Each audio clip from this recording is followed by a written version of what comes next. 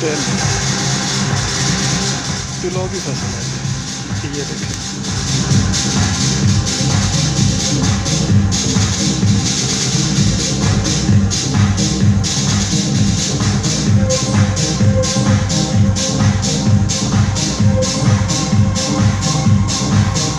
ये तेल होती है, ठीक है, इसमें से तेल निकलेंगे।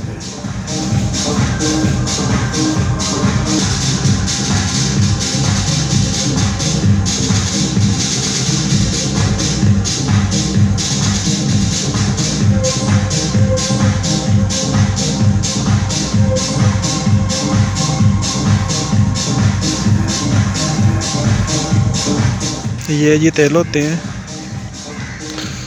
ये देखें ये तेल है। ये इसको हम, ये कच्चे तेल हैं, ये अभी तक पकेंगे, ठीक है। और ये है तेल, ठीक है, ये तेल बन रहे हैं।